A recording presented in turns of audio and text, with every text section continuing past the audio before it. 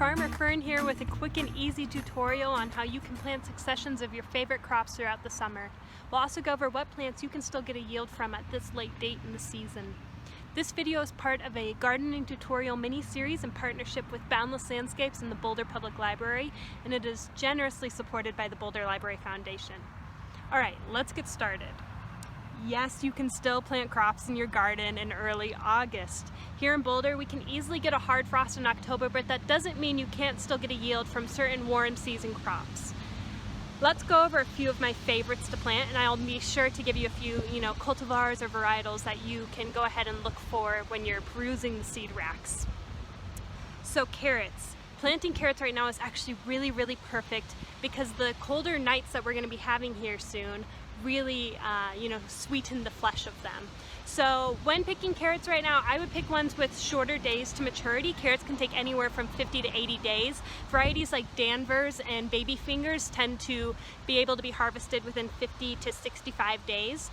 So I would go ahead and opt for ones that have a little bit of a shorter season to them. Now for beets, you can obviously still get a harvest of beets this time of year.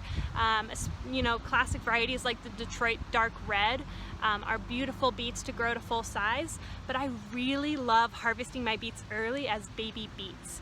They're so much sweeter and more tender when they're young, so go ahead and try that. You may be able to still get 2 harvests of baby beets in. Bush beans are another classic and are perhaps my favorite to grow in the garden. You can still get a crop from most bush beans at this time of year, and we'll talk in a little bit about how you can succession plant them so that you can have harvests all season long. But go ahead and try to plant some bush beans, be it the provider bush beans or even a fun one like dragon's tongue.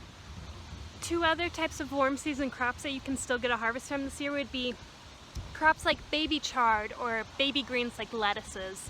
I love fresh greens in the garden, and by planting baby greens this time of year like Mizuna or certain lettuces, even lettuce heads, you can harvest them out in time to replace them with colder season greens like arugula, spinach, and kale. And so they're a great one to try, and they don't take up much space.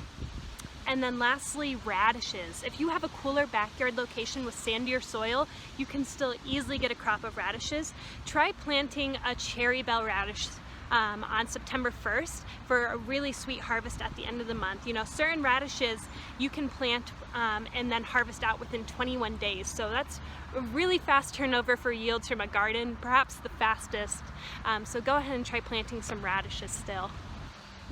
Alright, so now let's talk about how you can get harvests all summer long. And this is, where sitting down in the springtime for a little bit of, pre-garden planting really comes into play. So when thinking about your garden, you want to pay attention to a few different things. How long certain plants take to mature, which most seed packets will tell you. How you can rotate your crops, and then what crops you personally want to eat all season long. If you don't like green beans, there's no reason to plant a ton of green beans in your garden. So plants like indeterminate tomatoes or summer squash, they do not need to be succession planted, meaning you can plant them once or transplant them once and then enjoy harvest from them until there's a frost. For other plants like bush beans, carrots, snap peas, and radishes, you harvest once or twice, or in the case of bush beans, for a few weeks, for a little window, before they really tucker out. And so for this reason, it's important to think about how frequently you need to plant in order to maintain a continual harvest throughout the season. Let's use one of my favorites, green beans, as I've said many times, as an example. So my favorite green bean is an heirloom contender bean due to its high yields and its wonderful early maturity. These beans only take 50 days from seeding to fruiting, and once they begin producing, you can harvest them strongly for about 2 to 3 weeks before they tucker out. So that means, this involves some math, that means if you want, or let's say, because I want contender beans all summer long, that means that I'm going to be planting them in the garden every 2 to 3 weeks, right? And then as my plants tucker out, what I do is I go ahead and remove them. You can compost them or mulch them back into the soil and then replace them with a new crop. not another bean, such as carrots or radishes or baby greens. And this is called crop rotation, and it's really important for a few reasons. It maintains nutrients in the soil because different crops mine and replace different nutrients in the soil. You want to make sure you're not, just repetitively mining those same nutrients. It also protects your gardens from pests. If we were to plant just arugula all summer long in one of our garden beds, then chances are that garden bed would definitely be overtaken by flea beetles. And so by changing out the crops, that kind of makes it a little bit harder for pests to track down where crops are, and it interrupts their life cycle from egg to larva to mature adult. And lastly, if you have crops like carrots, which you typically harvest all at once, right? You plant your carrots and then 50 days later you harvest all of them out. But maybe it takes you 2 weeks to eat that whole crop of carrots, then consider planting carrots every 2 weeks so that you'll never be, in short supply of carrots. So I hope these simple tips help you figure out what you want to plant in your garden when, and how to really maximize your space while also rotating your crops.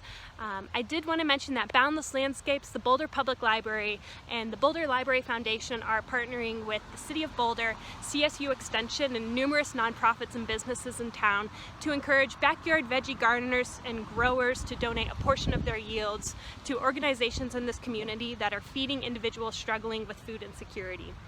And so if you want to learn more about this campaign, which is called the Grow and Give campaign, there's going to be a link at the end of this bio, or at the end of this video, for you to go ahead and click on.